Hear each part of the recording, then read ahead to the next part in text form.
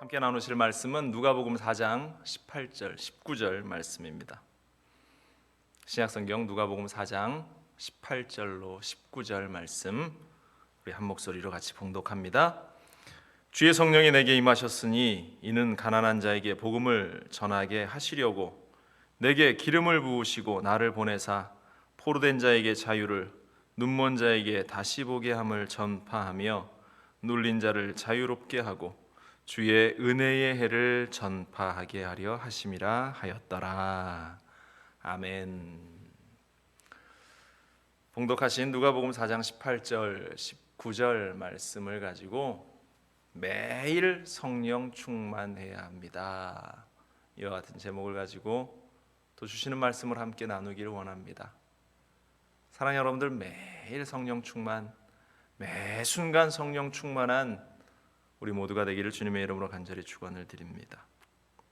제가 어릴 적만 해도 이 동네 다니면서 약을 팔고 다니던, 예전에는 그렇게 요즘처럼 약이 보급되어지지 않았던 시절이었습니다. 요즘 약국이 많지만 예전엔 그렇지 않았죠. 약장수들이 동네마다 이렇게 다니면서 원숭이 한 마리를 끌고 다니면서 재롱을 막 피우게 하죠.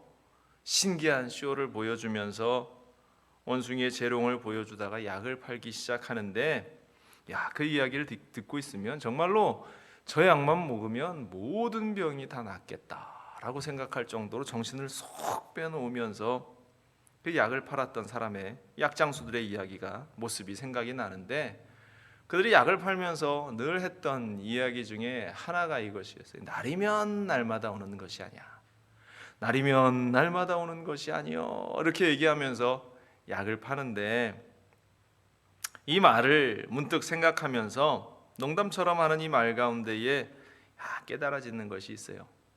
우리가 날마다 교회에 오지만 이 교회에 오는 이 날마다의 모습이 매 순간 다르게 우리 가운데에 주어지는 은혜로 우리가 받아들여야 하는데, 이 날마다 오는 교회를 너무나 가볍게 여긴다. 그래서 우리 역시 이 날이면 날마다 오는 기회가 아니라 정말로 하나님께서 우리에게 소중한 예배의 자리, 또 하나님을 찬양하는 이 자리, 하나님을 바라보는 이 자리임을 우리가 기억하면서 이 예배의 자리, 또 성령을 충만함을 받는 자리 가운데에 서야 할 줄로 믿습니다. 여러분들, 인생을 살아가면서 정말로 우리가 신앙생활하면서 그리스도인으로 기쁘게 우리가 살아가고 있습니까? 예배를 위해서 교회를 향하는 걸음이 행복하고 감사가 막 넘쳐나고, 오늘도 여러분들 설레는 마음으로 교회를 향했어요. 목사님이 한국 가셔서 안 계시니까 오늘 하루는 그냥 땡땡이 칠까? 오늘 하루는 그냥 유튜브 방송하니까 유튜브로 예배를 드릴까? 혹시 이런 생각을 가지고 여러분들이 오시지 않았습니까? 결단하며 이 자리에 있고 또 결단하며 예배를 지키는 여러분들 가운데에 성령의 충만한 은혜가, 날이면 날마다 주어지지 않는 그러한 특별한 은혜가 저와 여러분들 가운데에, 이 자리 가운데에 넘쳐날 수 있기를 주님의 이름으로 간절히 축원을 드립니다. 장황하게 이 말씀을 드리는 것은, 성령에 대해서 제가 말씀을 드리고자 하는 것은 오늘이 교회력으로 성령 강림 주일이기 때문입니다. 오순절 마가다락방에 120명의 성도들이 모여서 주님이 약속하신 그 성령을 구하며 간절히 기도하다가 주님의 때에, 주님의 시간에 그들이 성령을 받죠. 성령의 불같이 많은 역사가 그들 가운데에 주어지면서 그들이 다 성령의 충만함을 받고, 그 이전까지 숨어서 어떻게 하면 내 생명을 유지할 수 있을까, 어떻게 하면 내 목숨 하나 유지할 수 있을까 벌벌 떨고 있었던 제자들이 거리로 뛰쳐나가기 시작했던 그 사건, 바로 그날을 기억하는 것이 성령 강림 주일입니다. 그리고 그 날을 기억할 뿐만 아니라 그 역사의 현장 속에 우리가 함께하면서 우리가 성령의 충만함을 받아서 내 안에 내 이기심과 내 욕심과 내 자랑과 나의 만족만을 위해서 살았던 그 이기적인 모든 것들을 내어놓고 복음을 위해서, 예수 그리스도를 위해서 달려나갈 수 있는 우리, 바로 그 예배의 현장이 오늘 이 시간이 될 수 있기를 주님의 이름으로 간절히 축원을 드립니다. 그래서 오늘 성경 누가복음 4장은 이사야의 말씀을 인용한 것인데, 누가복음 4장 18절 19절에 이 성령 충만한 자에게 나타나는 이 모습이 우리에게도 있기를 주님의 이름으로 간절히 축원을 드려요. 먼저 어떤 일이 일어나느냐? 치료의 회복의 역사가 일어난다라는 것입니다. 하나님을 떠나서 범죄함으로 말미암아서 그 축복의 땅 에덴, 또한 하나님의 복된 인성을 상실해버린 그 인간들이 죄 가운데 방황합니다. 죄의 결과로 삶이 깨어지죠. 환경이 깨어지죠. 마음도 깨어져서 사람과 사람이 서로 미워하기 시작합니다. 그 때문에 이 스트레스가 이 땅 가운데에 넘쳐나서, 우리 육신 가운데 넘쳐나서 또 온갖 질병들이 우리 몸에 다가오기 시작했죠. 이 모든 것들을 치료하기 위해서 정신적인 질병, 육신의 질병, 환경적인 요소들 다 치료하고자 의사도 만나보고 여러 가지 약도 먹어보고 온갖 수단을 사용해 보지만 치료가 되지 않아요. 해결책이 어디에 있습니까? 깨어진 것을 회복하는 것밖에는 해결책이 없죠. 그 해결책은 오직 하나님 한 분밖에 없다. 우리 주 예수 그리스도 한 분밖에 없다라는 사실을 여러분들 기억하십시오.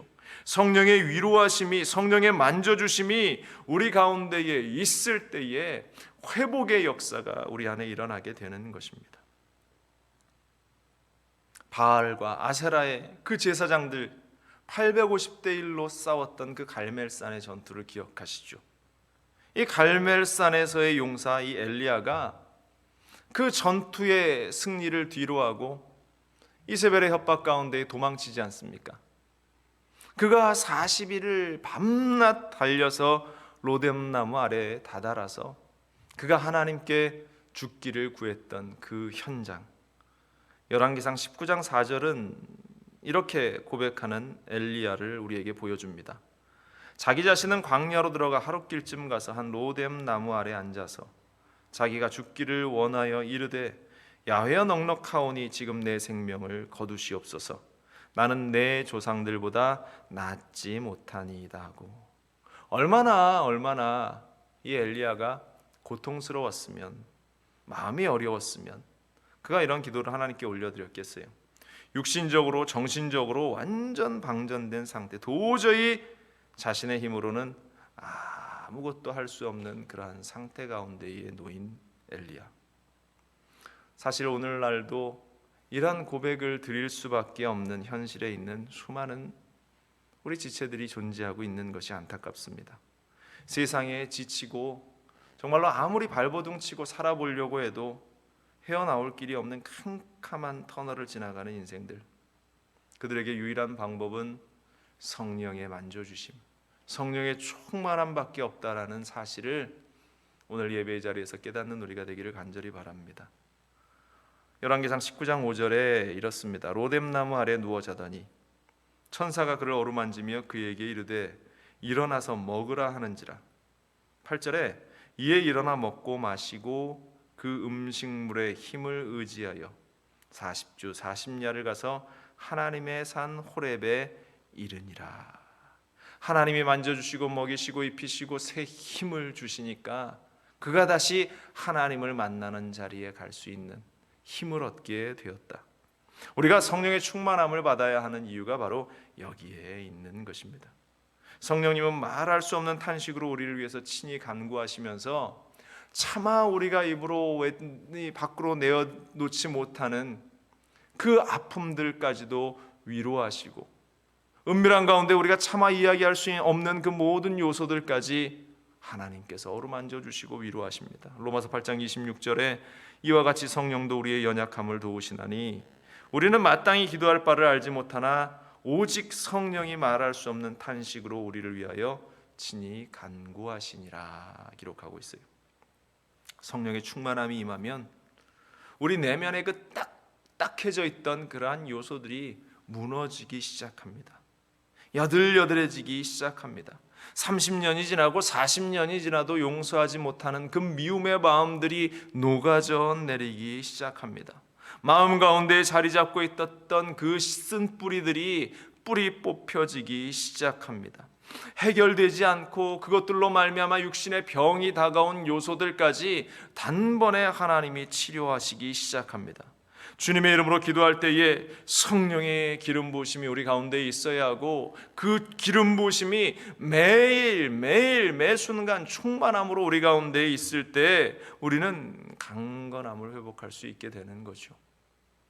성전 미문에 앉아서 한 번도 걸어본 적이 없었던 그 구걸하는 거지의 모습, 베드로와 요한이 기도하러 올라가는 길에 그 거지를 보죠. 그런데 이 거지는 그 전날도 봤고 그 전전날도 봤고 한 달 전에 보았던 그 거지, 똑같은 그 자리에 늘 앉아 있었던 거지인데, 하나님께서 어느 날 성령님께서 그 마음을 움직이시면서 이 거지가 눈에 들어오게 되는 것이죠. 그를 보면서 불쌍한 마음이 다가와서 선포하는 겁니다. 사도행전 3장 6절에 베드로가 이릅니다. 은과 금은 내게 없거니와 내게 있는 것을 내게 주노니 나사렛 예수 그리스도의 이름으로 일어나 걸으라. 오른손을 잡아 일으켰습니다. 발과 발목이 힘을 얻고 일어나 걷는 기적이 일어났어요. 걷기도 하고 뛰기도 하는 역사가 임했다. 그 전까지 수도 없이 지나다니면서 봤던 그 거지인데, 성령이 충만함 가운데에 그를 보니까 안쓰럽고 불쌍하고 그를 치료하고 위로하고 그에게 힘을 주어야 하겠다라는 그 마음이 베드로에게 들었던 것이에요. 여러분들, 성령이 충만하면 그러한 회복의 역사가 우리 가운데에 일어나서 우리의 삶이 변화되는 것뿐만 아니라 우리 주변에 고통당하는 이들의 삶이 변화되고 치료되고 회복되어지는 역사가 일어나게 되는 겁니다. 여러분들 한 사람 한 사람이 그 일의 주역이 되기를 바랍니다. 회복의 역사의 주인공들이 되기를 주님의 이름으로 간절히 축원을 드립니다. 죽은 병에 걸린 수많은 사람들이 치료받았다는 간증의 이야기 우리가 너무나 많이 듣지 않습니까? 그런데 그것을 남의 이야기로만 우리는 생각합니다. 그러나 성령의 기름 부으심이, 성령의 충만하게 하심이 우리 가운데 있을 때에 이것이 남 얘기가 아니라 여러분들의 이야기가 되어질 줄로 믿습니다. 성령이 내게 임하시면 상처 입은 영혼의 회복의 기적의 역사가 일어나고 치료의 역사가 일어납니다. 성령의 기름 부으심으로 기적의 역사를 경험하고 하나님의 능력을 경험하는 우리 모두가 되기를 주님의 이름으로 간절히 축원을 드립니다. 두 번째로, 오늘 성경은 삶의 변화가 일어난다라고 말합니다. 어떨 때? 성령이 충만할 때. 성령이 충만할 때 여러분의 삶이 변화되는 놀라운 역사를 경험하기를 바랍니다. 살인자가 변해서 새 사람이 되는 거예요. 방탕아가 변해서 역사를 바꾸는 인물이 되는 것입니다. 오늘 성경이 말하는 것이 그 변화예요. 본문 말씀 다시 보세요. 주의 성령이 내게 임하셨으니 이는 가난한 자에게 복음을 전하게 하시려고 내게 기름을 부으시고 나를 보내사 포로된 자에게 자유를, 눈먼 자에게 다시 보게 함을 전파하며 눌린 자를 자유롭게 하고. 포로된 자가 자유를 얻습니다. 눈먼 자가 보게 됩니다. 눌린 자가 자유를 얻습니다. 이 모든 것들이 치료와 회복을 이야기하는 것이기도 하지만 이것은 삶 자체가 변화되는 것을 말하는 거예요. 신분이 변화되는 것을 의미하는 것입니다. 인생의 모습이 변화되는 것을 말하는 것입니다. 성령님을 통해서 하나님의 사랑을 깨닫게 되고 하나님의 사랑의 감동 속에서 살게 하는 것, 하나님의 영으로 충만하게 되는 것, 바로 이것이 성령 충만의 역사의 결과, 성령 충만함의 결과라는 사실을 우리는 잊지 말아야 할 줄로 믿습니다. 요한일서 4장 13절은 말합니다. 그의 성령을 우리에게 주심으로 우리가 그 안에 거하고 그가 우리 안에 거하시는 줄을 아느니라. 요한일서 3장 24절에는 그의 계명을 지키는 자는 주 안에 거하고 주는 그 안에 거하시나니 우리에게 주신 성령으로 말미암아 그가 우리 안에 거하시는 줄을 우리가 아느니라. 성령으로 말미암아 내 안에 역사하시는 예수 그리스도를 알게 된다. 내가 어떠한 존재라는 사실을 알고 내가 어떠한 사람이라는 사실을 깨달아 알 수 있게 되는 것. 그래서 예수를 믿고 성령의 충만함을 받으면 성령인 내 마음 가운데에 늘 감동과 은혜를 주셔서 우리가 바라보는 시선이 바뀌어지는 겁니다. 내가 바라보는 나의 인식도 바뀌어지고 다른 사람들을 바라보는 그 사람들에 대한 인식도 바뀌어지기 시작하면서 새로운 존재가 내 안에서 막 드러나기 시작하는데, 바로 성경은 그것을 새 사람이라 이야기하는 것이죠. 성령의 사람이 드러나기 시작하는 것입니다. 그런데 반대로 그 현장 가운데에 여전히 존재했던 또 하나의 사람이 그 안에 있죠. 이전의 사람, 죄로 인해서 또한 이 육신의 생각들로 인해 똘똘 뭉쳐 있었던 과거의 그 모습. 그러나 그 모습이 내가 성령 충만하고 또 충만해지면서 과거의 그 모습은 점점 사라져가고 내 안에 하나님의 그 은혜로 충만한 자의 모습만 넘쳐나게 된다. 대표적인 모습이 바로 사도 바울 아닙니까? 사도 바울. 사도 바울에게서 그 모습을 찾을 수 있어요. 변화되기 이전에는 그는 핍박자였고 폭행자였습니다. 예수 믿는 사람들을 잡아다가 옥에 가두고 죽이고, 그 열심이 얼마나 출중했는지 그 열심을 가지고 이제 예수 믿는 사람을 더 많이 잡기 위해서 다메섹에 예수 믿는 사람들이 있다라는 이야기를 듣고 그 길로 향하던 그 걸음 가운데에 찬란한 영광의 빛이 그에게 내리쬐지요. 예수님의 음성을 듣고 그가 변화됩니다.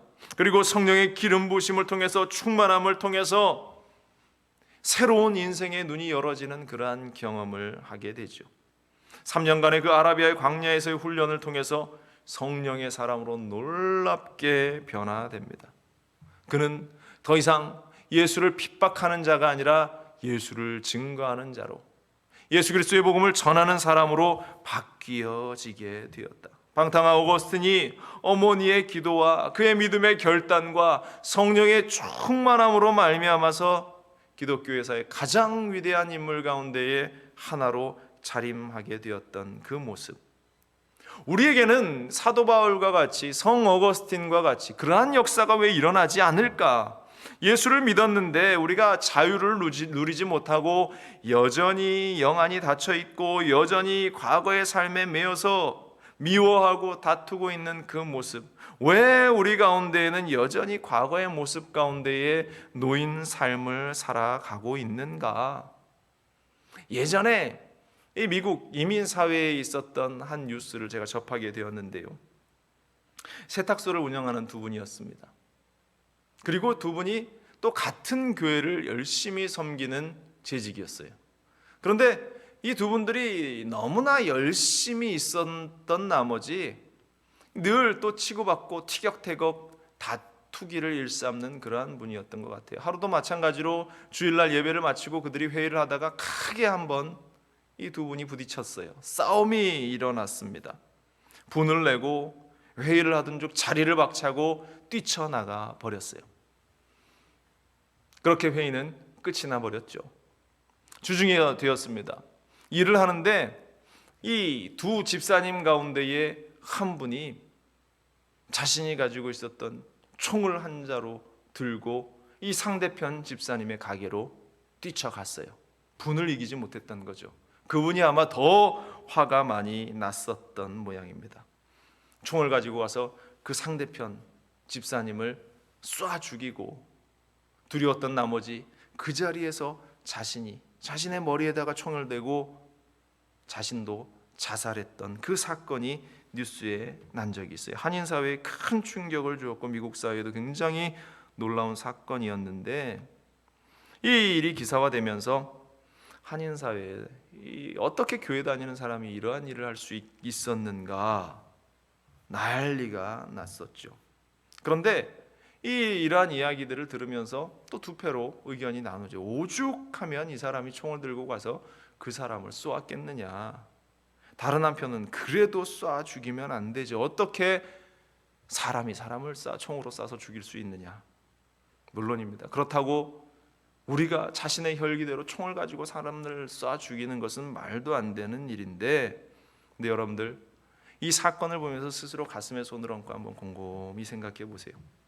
우리가 정말로 내 손에 총만 들었다면 이분처럼 하지 않을 사람이 과연 몇이나 있을까라는 이러한 생각을 문득 하게 되는데요. 교회 중직들이, 재직들이 이런 행동을 한다는 것은 결론적으로 하나입니다.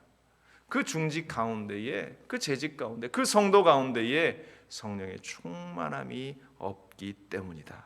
성령으로 충만하지 않으니까 자신의 의견만 주장하고 자신의 고집만 내세우다가 다투고 싸우고 자리를 박차고 일어나면서 결국은 돌아가 총을 들고 사람을 죽이는 그 현장 가운데에 서게 되는 것.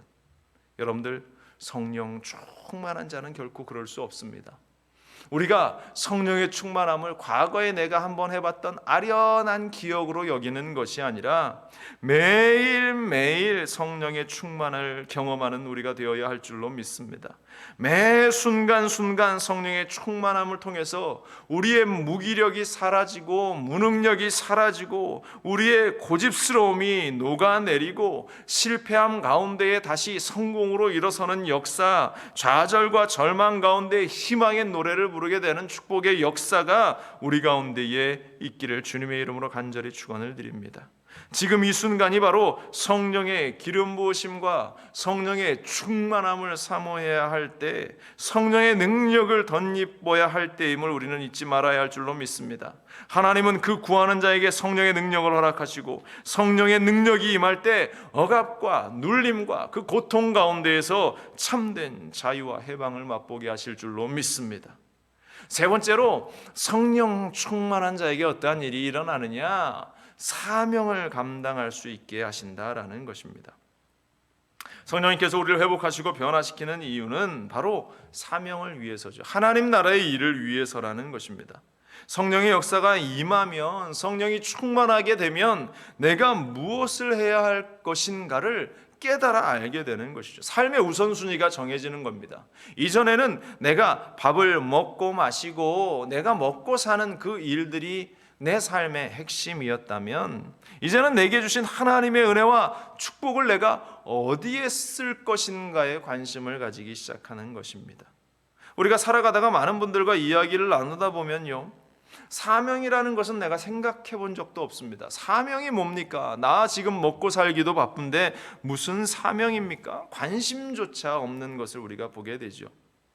우리는 사명이라고 이야기하는 것에서 내가 좀 여유로울 때나 또 내가 뭔가 탁월한 능력을 가지고 있을 때 할 수 있는 일쯤이다라고 착각하죠. 달란트에 집중합니다. 그러나 하나님의 생각은 좀 달라요. 고린도전서 4장 1절 2절에 보면 사람이 마땅히 우리를 그리스도의 일꾼이요 하나님의 비밀을 맡은 자로 여길지어다, 이렇게 말하고 있어요. 마땅히 그리스도의 일꾼이다. 당연히 우리는 그리스도의 일꾼으로서 사명자다라는 것. 이것은 누구에게는 해당되고 누구에게는 해당되지 않는다라는 이야기가 아니라 당연한 것이다라고 말하면서 2절에 그 맡은 자들에게 구할 것은 충성이니라. 모두에게 당연한 것이 사명인데 그 사명을 맡은 자의 가장 중요한 것은 충성이다라고 말하고 있습니다. 그러니까 고린도전서의 이 말씀은 사명자의 가장 핵심은 재능, 능력, 내가 더 많이 가지고 있는 그러한 것들, 그러한 요소가 아니라 열심히 하는 것, 하나님께서 맡겨주신 그 일을 내가 열심히 성실하게 감당해 나가는 것, 그 일임을 우리에게 말하고 있어요. 주변에 담임 목사님들과 이렇게 교제를 나누다 보면 이구동성으로 하는 이야기가 부교육자들이나 봉사자들을 보면서 참 안타깝다라는 이야기들을 많이 하세요. 이 맡겨진 일에 충성을 다하는 분이 그리 흔치 않다라는 것이죠. 재능은 조금 부족해도 담임 목사님의 말에 순종하고 또 그 일을 열심히 감당하는 모습을 보면 얼마나 귀한지 모른다. 그리고 결국은 그런 분이 나중에는 교회의 중직이 되어서 또 훌륭한 주의 종이 되어서 하나님의 일을 감당하는 것을 보게 된다, 이런 말씀을 많이 하시는데요. 그런 차원에서 오늘 성경은 우리가 성령으로 충만한 것이 우리에게 사명을 가져다 준다라고 이야기하고 우리가 행해야 할 중요한 사명을 깨닫게 한다. 그리고 열심히 그 일을 감당할 수 있는 힘과 은혜를 준다라고 말합니다. 18절 다시 보세요. 주의 성령이 내게 임하셨으니 이는 가난한 자에게 복음을 전하게 하시려고 내게 기름을 부으셨다. 복음을 전하게 하시려고 내게 기름을 부으셨다. 성령 충만함을 주셨다 말하죠. 그리고 19절에 주의 은혜의 해를 전파하게 하려 하심이라. 은혜의 해를 전파하게 하려 하심이라. 이것이 우리의 사명, 바로 성령을 충만한 자, 성령 충만함을 받은 자가 해야 할 일이다. 복음을 전하는 것, 주의 은혜를 전하는 것. 복음은 모든 믿는 자들에게 주시는 하나님의 구원의 은혜이고 능력입니다. 그 능력을 선포하는 것이 사도들의 사명이었고, 기름 부음 받은 자의 사명이었고, 초대교회의 사명이었고, 그것을 이어받은 오늘날 우리 교회 순복음 중앙교회의 본질적인 사명입니다. 그래서 이 사명을 감당하기 위해서 말씀하시는 것이 사도행전 1장 8절이에요. 오직 성령이 너희에게 임하시면 너희가 권능을 받고 예루살렘과 온 유대와 사마리아와 땅끝까지 이르러 내 증인이 되리라. 이것은 어떤 순차적인 개념이 아니라 동시적인 개념이에요. 내 가정 가운데에 복음 전파가 이루어지고, 직장 가운데에 이루어지고, 이것이 선교지에 이루어지고 성령 충만함으로 복음의 증인이 되어서 살아가는 그 모든 삶의 현장, 이것은 저기 멀리 아프리카 오지의 선교지에서만 일어나야 하는 일이 아니고 지금 내 삶의 현장 가운데에서 있어야 하는 그러한 일, 그리스도의 복음을 증거하며 나아가는 그 일들. 여러분들, 내가 얼마나 예수 그리스도의 복음을 증거한 것이 오래전 일인가.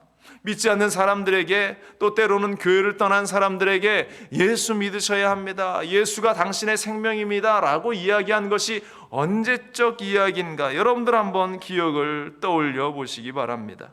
우리는 성령의 충만함을 가진 자라면, 우리가 성령으로 충만함 가운데 있는 자라면 복음을 전하는 자가 되어야 합니다. 요즘 코로나를 핑계로 우리가 사람을 만나는 것조차 불편하죠.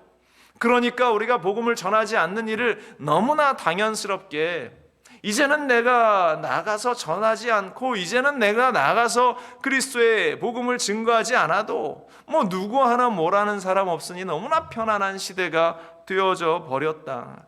사랑하는 여러분들, 우리가 성령 충만한 자라면 예수님의 제자들처럼 거리에 나가서 복음을 전하지 않고서는 배길 수 없고, 믿지 않는 자들을 바라보면서 주의 복음을 증거하지 않고는 내가 살 수 없을 정도로 미칠 정도의 그 열정이 우리 가운데에 있어야 성령 충만한 자라는 것입니다. 우리 교회의 비전, 순복음 중앙교회의 비전은 바로 이 자리에 안주하고 우리가 편안히 우리끼리의 교제를 누리는 것이 아닙니다. 우리가 아름다운 믿음의 공동체를 이루어 나가기를 원하고, 하나님께서 주신 비전은 또 하나님의 임재가 있는 전을 지으라고 말씀하신 그 비전의 핵심적인 이유는 우리의 편안함과 안락이 아니라 사람들을 더 많이 초청하고, 사람들을 더 많이, 죽어가는 영혼들을 더 많이 주의 전으로 데려오라고 그와 같은 비전을 주시고 소망을 주시는 것입니다. 사랑하는 여러분들, 성령의 충만함을 가지고 이 비전을 품고 달려나갈 수 있는 우리가 되기를 주님의 이름으로 간절히 축원을 드립니다. 우리가 성령 충만하지 않고 나아간다면, 성령 충만하지 않고서는 복음을 전할 수도 없죠. 성령 충만하지 않고서는 선교사가 될 수도 없고, 성령 충만하지 않고서는 복음을 전하는 자리에 설 수도 없어요. 만약 설령 그렇게 한다 할지라도 얼마 있지 않아서 지쳐버리고 쓰러져 버리고 말 것입니다. 자기 열심을 따라서 자기 명예를 위해서 한 일은 결국 헛수고가 되어버리고 자신도 지치고 하나님도 결코 기뻐하시지 않는다. 우리 하나님께서는 이 조선이라는 작은 나라에 하나님의 복음을 전하고자 언더우드라는 그러한 선교사의 마음에 성령의 기름 부으심과 성령의 충만함을 주셨습니다. 온전히 그 삶을 복음을 위해서 드렸던 그 청년, 허드슨 테일러에게 하나님의 성령의 충만함을 주시자 그가 중국 내지를 향해서 걸어나갔던 선교의 그 걸음, 리빙스턴이라는 그 선교사의 마음에 성령의 충만함이 부어지자 아프리카를 가슴에 품고 그가 달려나갔던 그 모습, 성령이 내게 임하시면 우리는 나에게 주어진 그 사명을 감당하지 않고서는 배길 수 없는 그 마음이 우리 가운데에 불같이 올라와서 우리가 그 일을 감당하게 되는 것입니다. 사랑하는 여러분들, 성령이 임하시면 우리의 모습이 회복됩니다. 성령이 임하시면 죄인된 우리가 변화됩니다. 성령이 임하시면 우리가 사명을 감당하는 복음의 증인으로 우리가 설 수 있게 되는 것입니다. 성령의 충만함이 여러분들 가운데에 매일 매순간 넘쳐날 수 있기를 주님의 이름으로 간절히 축원을 드립니다. 성령 충만하지 않고서는 우리가 단 한순간도 살아갈 수 없어요. 성령으로 충만하지 않으면 우리가 단 한 시간도 우리가 살아갈 수 없습니다. 오직 우리가 구할 것은 성령의 충만함. 이것은 단지 주일날 얻을 수 있는 것이 아닙니다. 우리의 삶의 현장에서 매일 매순간 얻을 수 있는 것이, 그렇기 때문에 매일 새벽을 깨우고 매일 주님과 동행하고 잠자리에 들기 전에 또 기도하면서 하루를 마감하면 우리가 성령의 충만함 가운데 살아갈 수 있다. 여러분들, 매일 성령의 충만한 우리 모두가 되기를 주님의 이름으로 간절히 축원을 드립니다. 그래서 우리의 상처가 회복되고, 또한 병든 육신이 회복되고, 사명이 회복되고, 또한 스스로의 모습이 회복되어 주님을 높이고 찬양할 수 있는 우리, 바로 이것이 하나님이 우리에게 원하시는 삶의 모습이다. 여러분들 이것을 기억하며 이 한 주간도 또 승리하시기를 주님의 이름으로 간절히 축원을 드립니다. 기도하겠습니다. 사랑근에 많으신 아버지 하나님, 주님을 바라보고 기도합니다. 매일 성령 충만해야 합니다. 이것은 특별한 어떠한 한 사건이 아니라 매일 우리 가운데에 있어야 하는 사건, 매일 우리 가운데에 벌어져야 할 일임을 우리가 기억하며 성령님과 함께 동행하며 기뻐하며 감사하며 승리하는 우리가 되게 하여 주옵소서. 주님께서 우리와 함께 하심을 감사드리며 이 모든 말씀으로 주 예수 그리스도의 이름으로 간절히 기도합니다. 아멘.